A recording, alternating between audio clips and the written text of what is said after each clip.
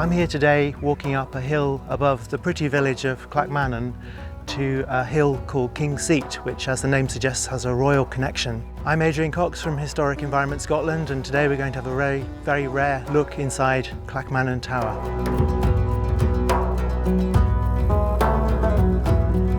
A strategic spot like this has probably been occupied from the early 12th century, and we think there was a hunting lodge here from the time of David I.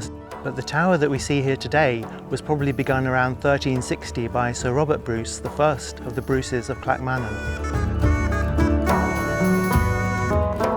King David II was the son of the great Robert the Bruce, and it was he who granted the land here to the Bruces of Clackmannan.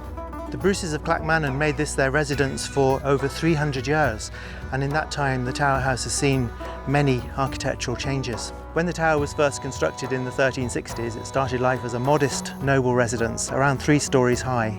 In the 15th century, the tower was extended in height and a second tower was added on the south side, making an L-shaped structure.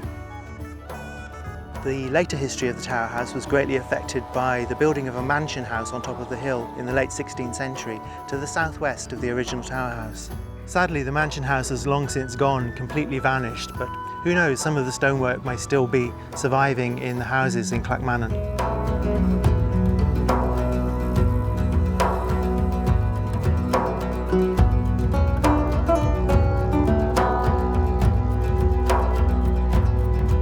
The last occupant of the mansion house was a formidable lady called Lady Catherine Bruce, who was famed for her hospitality. She was known for knighting her guests with the sword of her ancestor, Robert the Bruce. Guests including Scotland's bard, Rabbie Burns. On this side of the tower we can clearly see the line of the roof of what used to be an outbuilding attached to the side of the tower. Archaeologists believe that this building may have been a stables, and the evidence is right here in the walls where there are grooves cut into the surface of the stonework for the stalls for the horses.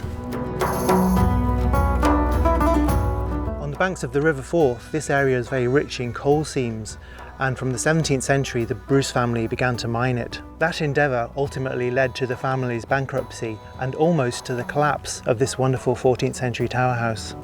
The family's coal mining exploits led to their bankruptcy, and they had to sell the land in 1708, apart from the tower house in which they continued to live. The legacy of the Bruce family's failed coal mining activity continued almost up to the present day, when in 1948 the tower almost split in half and crumbled to the ground due to subsidence. Emergency repairs were carried out from the 1950s onwards in order to save this great landmark, and you can still see evidence in the fabric today.